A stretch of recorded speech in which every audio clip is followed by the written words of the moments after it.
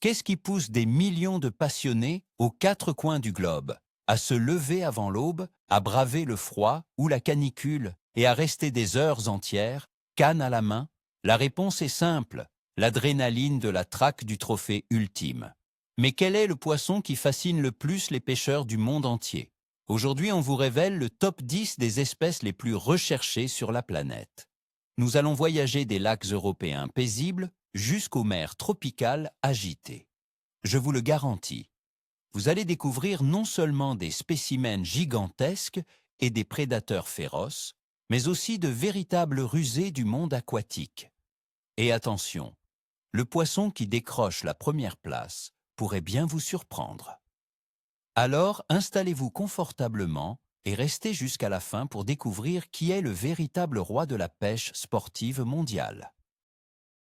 D'ailleurs, petite question. Selon vous, quel poisson de votre région mériterait sa place dans ce classement? Laissez vos pronostics dans les commentaires, juste en dessous. Avant de lancer notre compte à rebours, définissons ce qui rend un poisson si populaire. Ce n'est pas uniquement basé sur les statistiques de capture. La popularité est un mélange complexe de plusieurs facteurs. Premièrement, l'accessibilité. Il faut que l'espèce soit présente sur un large territoire pour que le maximum de pêcheurs puissent tenter sa chance. Deuxièmement, le défi. Une prise trop facile lasse rapidement. Ce qui est recherché, c'est un poisson de caractère, celui qui vous oblige à réfléchir et à varier les tactiques. Ça, c'est beaucoup plus valorisé. Troisièmement, bien sûr, la taille et la puissance. Tout le monde rêve de se mesurer à un véritable géant. Et pour finir, le goût et l'importance culturelle jouent également un rôle crucial. Certaines espèces sont devenues de véritables légendes, alimentant les récits de pêche. C'est en combinant tous ces critères que nous avons établi notre classement d'aujourd'hui.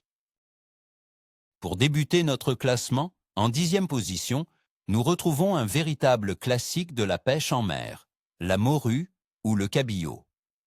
Certes, elle n'est peut-être pas aussi flamboyante que les espèces tropicales, mais son rôle historique et culturel est absolument capital. Pendant des siècles, elle a constitué le pilier de l'alimentation et de l'économie pour de nombreuses nations septentrionales.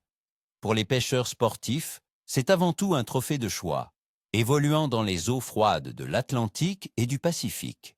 Elle est réputée pour sa robustesse et pour les rushs imprévisibles qu'elle offre lors du combat. La traque du cabillaud est souvent une rude épreuve en pleine mer, exigeant un matériel costaud et une sacrée dose d'endurance. Mais la récompense est à la hauteur de l'effort. Capturer un spécimen de 20, voire 30 kilos est un exploit dont on se souvient toute sa vie. Imaginez la scène, les embruns glacés, le cri des goélands et ces puissants coups de tête à l'autre bout du moulinet. C'est ça, la véritable chasse au cabillaud. Aborder la pêche au cabillaud, c'est aussi parler d'une réalité parfois crue, longtemps vue comme un mythe. Beaucoup croient, à tort, que ces réserves sont inépuisables, sous prétexte qu'on le pêche depuis des siècles. Hélas, il n'en est rien. Au XXe siècle, l'exploitation commerciale excessive a mené la population de cabillaud de l'Atlantique, dans certaines régions, au bord de l'extinction. Cela a servi de leçon à la planète entière. Aujourd'hui, grâce à des quotas stricts et à des réglementations encadrant même la pêche de loisirs, les populations se reconstituent progressivement. Les pêcheurs modernes qui traquent dans le cabillaud pratiquent d'ailleurs souvent le principe du no-kill ou pêche sans tuer, surtout pour les spécimens les plus imposants, qui sont cruciaux pour la reproduction. Ainsi, lorsque vous partez à la recherche de ce trésor des mers, gardez toujours cette responsabilité à l'esprit. Quant à la technique de pêche la plus populaire, il s'agit du jigging vertical. On utilise des pilkers, ces leurres métalliques lourds, qui imitent la nourriture favorite du cabillaud, le harengue ou le caplan. En numéro 9 de notre classement, nous trouvons le silure, cet habitant mystérieux des profondeurs fluviales, entouré de tant de légendes. C'est l'un des groupes de poissons les plus diversifiés de la planète, allant des petites espèces destinées aux aquariums aux véritables géants d'eau douce, dont certains atteignent plusieurs centaines de kilogrammes. Ce sont justement ces mastodontes qui attirent les pêcheurs. La traque du silure est une véritable mystique nocturne. Ce prédateur de fond sort chasser dès la tombée du jour. Sa puissance est légendaire. Une touche de silure n'est pas un simple frémissement. C'est un coup d'une violence inouïe, capable d'arracher la canne des mains du pêcheur. Le combat contre un spécimen massif peut durer des heures et exige du pêcheur non seulement de la force brute, mais aussi une vraie stratégie tactique. Le silure est présent partout dans le monde, des fleuves d'Europe à l'Amazonie et au Mékong. Dans chaque culture, il occupe une place particulière, souvent perçue comme une créature énigmatique et presque mystique. Pensez à ces images où le pêcheur pose à côté d'un silure de taille humaine. C'est précisément pour ces émotions extrêmes que ces passionnés le traquent. On entend souvent dire que le silure n'est qu'un charognard, se nourrissant exclusivement de carcasses et de déchets. C'est une grosse erreur. Le silure est, en réalité, un prédateur actif et redoutablement efficace. Son régime alimentaire est très varié. Il chasse le poisson, les grenouilles, les écrevisses et s'attaque même aux petits oiseaux aquatiques. C'est d'ailleurs pour cela qu'on utilise pour sa pêche les appâts les plus divers, allant du vif, le poisson vivant, aux bouillettes spéciales dégageant une odeur très forte. D'ailleurs, en parlant d'odeur, le silure possède un sens de l'olfaction extrêmement développé. Il est capable de détecter l'arôme de sa proie potentielle à longue distance, ce qui rend sa traque particulièrement fascinante. Autre fait intéressant, les silures peuvent émettre des sons de grincement grâce à leur nageoire pectorale pour communiquer entre eux. Alors, la prochaine fois que vous serez assis en silence sur la berge, la nuit, en attendant une touche, rappelez-vous qu'une vie cachée se déroule sous la surface. Et quelque part, votre géant moustachu vous attend. En 8e position, nous avons un véritable joyau des mers tropicales, un poisson dont le nom est une mélodie, le mahi-mahi, plus souvent appelé dorade coryphène ou même poisson dauphin. Attention, ne le confondez surtout pas avec le mammifère marin. C'est sans doute l'un des plus beaux poissons du monde. Son corps irisé se pare de reflets néons verts, bleus et jaunes. Mais ce n'est pas uniquement son apparence qui attire les pêcheurs. Le mahi-mahi est avant tout un combattant incroyablement puissant et acrobatique.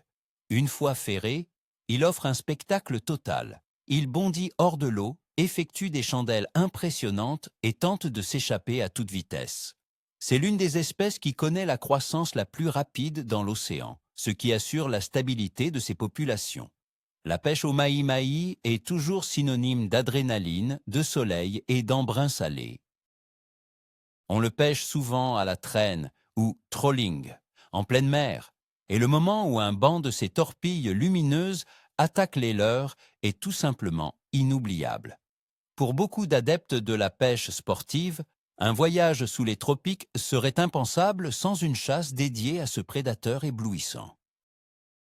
Commençons par un fait fascinant sur la coryphène, plus connue sous le nom de mahi-mahi, sa capacité unique à changer de couleur. Quand elle est excitée ou qu'elle se débat au bout de la ligne, ses couleurs deviennent incroyablement vives et éclatantes. Mais hélas, dès qu'elle succombe, ces teintes incroyables s'estompent en l'espace de quelques minutes, ne laissant derrière elles qu'un triste reflet gris argenté. C'est pourquoi on ne peut l'admirer et la photographier dans toute sa splendeur qu'à l'instant précis de sa capture. Ce phénomène a d'ailleurs donné naissance à de nombreuses légendes et croyances parmi les marins. D'ailleurs, son autre nom, dorado, vient de l'espagnol et signifie « doré », une appellation qui décrit parfaitement ses écailles scintillantes. Autre point intéressant, Ces poissons ont l'habitude de se regrouper sous des objets flottants dans l'océan, qu'il s'agisse de sargasses ou même de débris ordinaires. Les capitaines expérimentés connaissent bien ce secret et partent délibérément à la recherche de ces zones pour garantir à leurs clients des sessions de pêche absolument mémorables. En 7e position de notre classement, voici l'empereur des océans, le rêve, le véritable Graal de tout pêcheur sportif. J'ai nommé le thon rouge. C'est l'un des poissons les plus grands, les plus rapides et les plus puissants de la planète. Imaginez une torpille d'une demi-tonne, capable d'atteindre 70 km/h. Se mesurer à un tel adversaire, c'est entrer dans la cour des grands de la pêche sportive. Cela nécessite non seulement un matériel ultra résistant, mais aussi une coordination parfaite de toute l'équipe à bord du bateau. Le thon rouge est recherché, non seulement pour sa force, mais aussi pour sa chair incroyablement savoureuse. C'est un mets délicat dans le monde entier, particulièrement au Japon. Malheureusement, cette immense valeur commerciale a poussé l'espèce au bord de l'extinction. Aujourd'hui, sa pêche est strictement réglementée. La plupart des sportifs adoptent la politique du capturer, marquer, relâcher, contribuant ainsi à l'étude et à la sauvegarde de cette espèce magnifique. Capturer un thon rouge, c'est tout simplement inscrire son nom dans l'histoire de la grande pêche au large. Mettons fin au mythe selon lequel le thon ne serait qu'un gros maquereau. Biologiquement, ils sont effectivement de la même famille, mais la comparaison s'arrête là. Le thon rouge est un poisson à sang chaud. Contrairement à la majorité des poissons, il est capable de maintenir sa température corporelle au-dessus de celle de l'eau environnante. Cette spécificité unique permet à ses muscles de travailler avec une efficacité incroyable, lui conférant cette vitesse explosive et cette endurance légendaire. C'est précisément ce qui rend le combat avec lui si épuisant. Il est intéressant de noter que les records mondiaux de pêche au thon rouge tiennent depuis des décennies. Par exemple, le record établi en 1979, un thon de 679 kg capturé au large de la Nouvelle-Écosse, n'a toujours pas été battu. Ceci ne fait que souligner à quel point un tel trophée est rare et précieux. En 6e position, nous trouvons le poisson que l'on nomme, à juste titre, le roi des eaux douces, le saumon atlantique. Son cycle de vie est une véritable épopée, une saga légendaire. Né en eau douce, il migre vers l'océan où il passera plusieurs années à gagner en poids et en force. Il revient ensuite dans cette même rivière qu'il a vu naître pour assurer la pérennité de l'espèce. C'est précisément lors de cette migration de retour, de cette montée des eaux, qu'il devient la cible privilégiée des pêcheurs sportifs. Capturer un saumon, surtout à la mouche, est considéré comme l'apogée de l'art de la pêche. Ce n'est pas une simple partie de pêche, c'est une véritable philosophie qui exige élégance, patience et une compréhension profonde du comportement du poisson. Le saumon est un combattant incroyablement puissant et tenace. Ses sauts spectaculaires et ses pirouettes au-dessus de l'eau lors du combat, que l'on appelle le drill, sont un spectacle fascinant. Ce poisson a inspiré poètes et artistes. Il est, pour de nombreuses cultures, un symbole de force, de persévérance et de renaissance. On a souvent l'idée fausse que le saumon qui remonte le fleuve pour frayer se nourrit activement. Or, ce n'est absolument pas le cas. Son système digestif s'atrophie pratiquement et il ne mange absolument rien durant toute sa migration vers l'amont. Mais alors, pourquoi attaque-t-il l'appât du pêcheur? Scientifiques et pêcheurs continuent de débattre sur cette question. Les théories principales évoquent soit l'agression instinctive face à une irritation, la simple curiosité, ou encore la mémoire résiduelle de l'époque où il chassait dans l'océan. Cela rend la pêche au saumon d'autant plus mystérieuse et fascinante. Le pêcheur doit donc non pas nourrir le poisson, mais le provoquer. Il doit trouver la bonne mouche, la couleur idéale et la présentation parfaite qui déclencheront une réaction immédiate chez ce roi du fleuve. Et quand on y parvient, le sentiment de satisfaction est tout simplement indescriptible. C'est un véritable duel intellectuel avec l'une des créatures les plus nobles de la nature.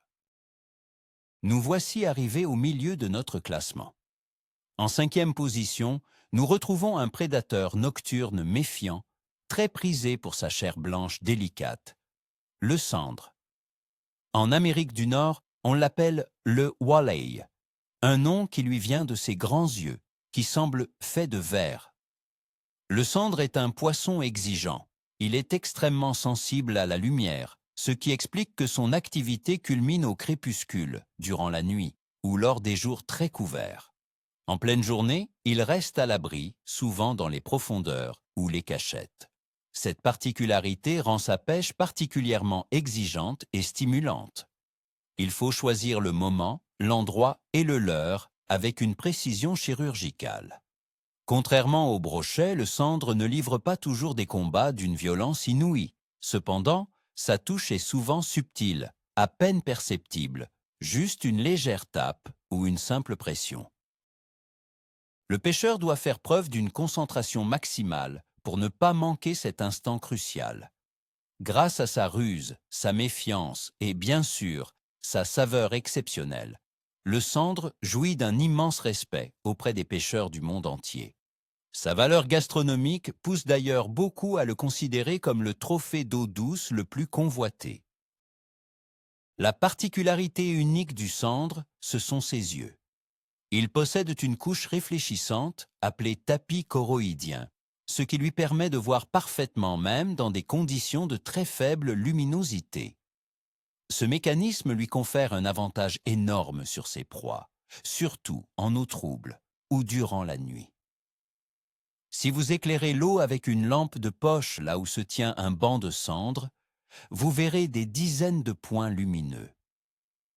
Ce sont tout simplement leurs yeux qui réfléchissent la lumière.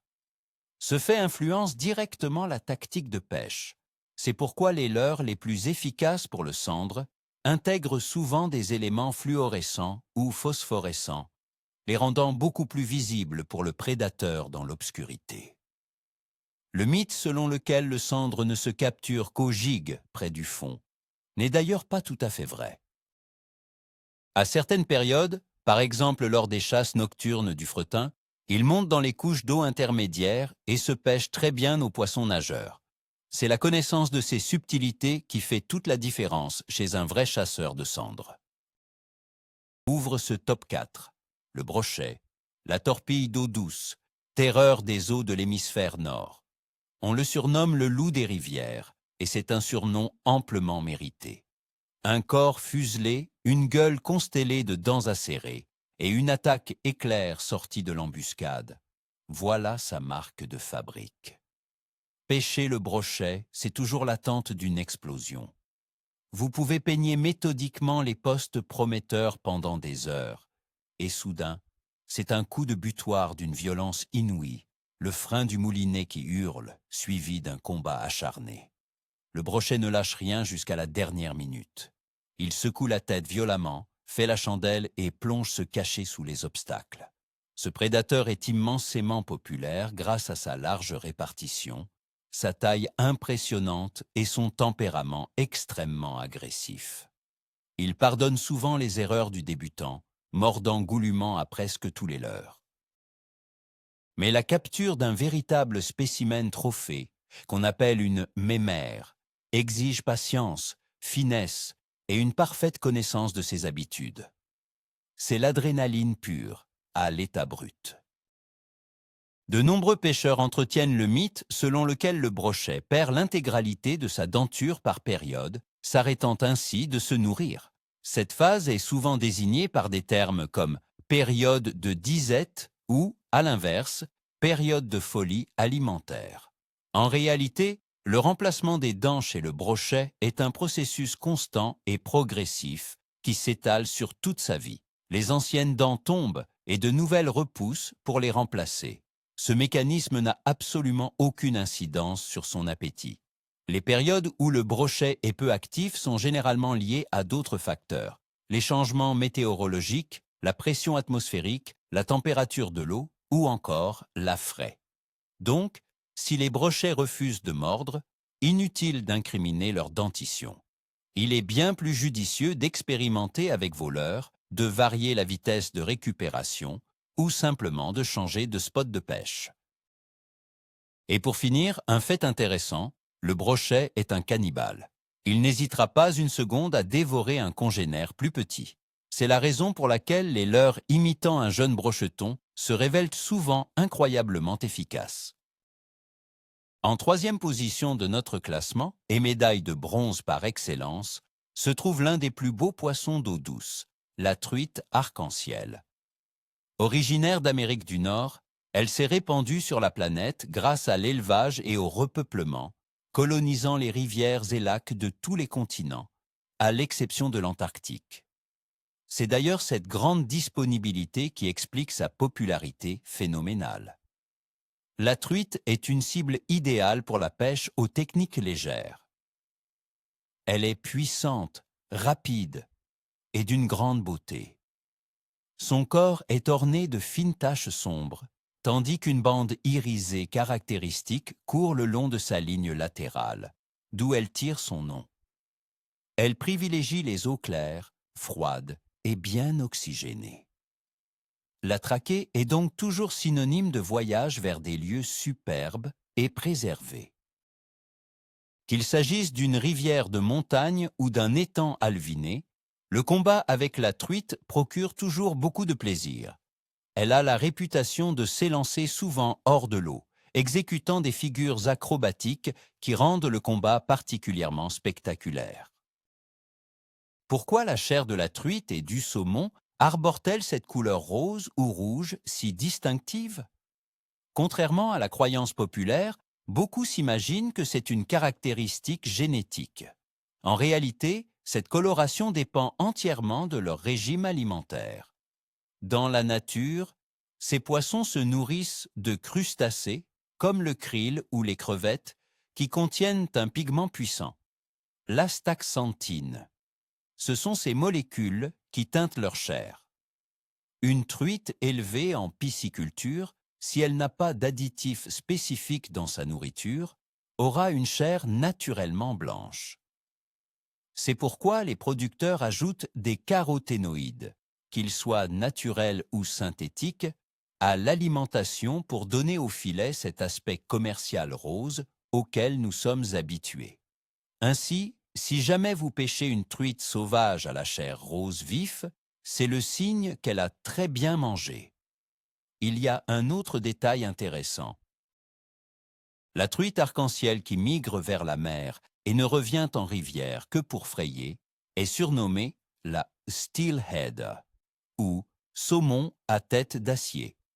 Il s'agit de la même espèce, mais son séjour en milieu marin la rend beaucoup plus grande et nettement plus puissante que ses cousines restées en eau douce. En deuxième position sur notre podium d'honneur, nous trouvons un poisson que l'on pourrait considérer comme le plus répandu et le plus adaptable au monde, la carpe commune. On la rencontre absolument partout, de l'Europe à l'Asie, en passant par l'Amérique et l'Australie. La carpe est incroyablement intelligente et méfiante, ce qui transforme sa capture en une véritable partie d'échec aquatique. Capturer un spécimen mature, un de ses gros sujets, représente un exploit majeur. Elle possède une force et une endurance phénoménales. Lorsqu'elle est piquée, elle ne se lancera pas dans des sauts acrobatiques comme le brochet. Au contraire, elle exercera une pression méthodique et puissante, cherchant à rejoindre les obstacles, les herbiers ou la bordure. Autour de la pêche de la carpe s'est développée toute une industrie et une véritable sous-culture. Le carpisme, avec ses montages sophistiqués, ses amorces spécifiques, ses fameuses bouillettes et ses sessions qui durent parfois plusieurs jours au bord de l'eau. Pour beaucoup, ce n'est plus seulement une pêche, c'est un mode de vie à part entière. La carpe est capable d'atteindre des tailles colossales. Des spécimens de plus de 30 voire 40 kg ne sont plus considérés comme une rareté aujourd'hui. La pêche à la carpe est entourée d'une quantité impressionnante de règles et d'idées reçues. L'une des croyances les plus tenaces veut que l'on doive amorcer massivement et longuement pour habituer les poissons à un poste donné. C'est vrai, en partie, pour les milieux naturels ou les eaux sauvages. Mais dans les étangs modernes, sportifs, où la pression de pêche est constante, la tactique inverse s'avère parfois bien plus efficace. Une seule bouillette, posée avec précision à l'endroit clé, peut vous rapporter la touche d'un poisson trophée bien plus rapidement que des kilos d'amorce. Un autre aspect fascinant, c'est l'intelligence de la carpe. On sait qu'elle est capable d'associer un danger à certains montages ou à des goûts de bouillette bien précis. Si un plan d'eau est très souvent pêché, par exemple avec des appâts à la fraise, la carpe peut développer une méfiance et finir par les ignorer complètement. C'est pourquoi les carpistes sont en recherche constante, expérimentant de nouveaux parfums et arômes. C'est un jeu du chat et de la souris éternel face à un adversaire à la fois rusé et digne de respect. Et nous y voilà, le sommet de notre classement. La première place, c'est le poisson le plus prisé pour la pêche sportive plus au monde, surtout en Amérique du Nord, où il est une véritable icône. Faites place au black bass ou, plus simplement, le bass. Pourquoi lui, demanderez-vous? Simplement parce qu'il concentre toutes les meilleures qualités d'un poisson de sport. Il est agressif, puissant, et sa touche, c'est toujours une véritable explosion de sensations. Le bass attaque le leurre avec une rage incroyable. Il est aussi très accessible. On le trouve dans une quantité phénoménale de lacs, rivières et réservoirs. Sa pêche a donné naissance à une industrie colossale, alimentée par des tournois professionnels, des prix se chiffrant en millions, des émissions télévisées dédiées et des bateaux spécialisés. Pour le pêcheur américain, le bass, c'est l'équivalent du football pour le brésilien. La traque du bass est d'une diversité folle. On peut le chercher en surface, en assistant à des attaques spectaculaires, ou le traquer au leurre souple dans les caches profondes et les zones encombrées. En bref, c'est le poisson qui ne vous laissera jamais le temps de vous ennuyer. Le secret du succès du black bass, ce n'est pas seulement sa nature combative, c'est aussi la philosophie qu'incarne la Ligue de pêche, le respect absolu de l'environnement. Dans tous les grands tournois, la règle est le no-kill intégral. On capture, on pèse et on relâche. Les poissons sont immédiatement placés dans les viviers aérés du bateau, amenés à la pesée, puis relâchés très délicatement dans l'eau. Grâce à cette pratique, les populations de bass sont maintenues à un niveau excellent, assurant que cette pêche reste accessible aux générations futures. Il y a pourtant un mythe tenace qui dit que le bass ne mord que par temps chaud. C'est faux. Les pêcheurs chevronnés le capturent sans problème en eau froide, à condition d'adapter radicalement leur tactique. Plutôt que d'utiliser des leurres rapides et agressifs, ils privilégient des récupérations très lentes avec des montages de prospection profonde. En réalité, la clé du succès pour traquer ce roi de la pêche sportive, c'est de comprendre comment son comportement évolue au fil des saisons. Voilà qui conclut notre classement mondial du top 10, des froides profondeurs de l'Atlantique, avec sa puissante morue, au lac ensoleillé de Floride, où règne le black bass à grande bouche. Ce voyage nous a montré à quel point le monde de la pêche est vaste et varié. Chaque poisson de cette liste représente une histoire différente, un défi unique et des émotions incomparables. Certains recherchent le plaisir gastronomique avec le sandre, d'autres l'adrénaline pure face au brochet, et d'autres encore, l'esthétique et la philosophie de la pêche à la mouche du saumon. Mais tous ces passionnés sont unis par une chose essentielle, la passion de la pêche et un profond respect pour la nature. Et la plus grande surprise pour beaucoup d'entre vous aura sans doute été la première place du bass, un poisson peut-être moins connu sur nos eaux, mais un véritable phénomène incontournable de la culture de la pêche mondiale. Merci beaucoup d'avoir regardé cette vidéo jusqu'au bout. Si cette immersion vous a plu, n'oubliez pas de mettre un like et de vous abonner à la chaîne pour ne rater aucune de nos prochaines sorties. Maintenant, La question essentielle: quel poisson de ce top 10 méritait selon vous vraiment la première place et pourquoi? Ou peut-être avons-nous oublié votre favori absolu? Partagez votre avis dans les commentaires. On a hâte de vous lire. À très bientôt au bord de l'eau.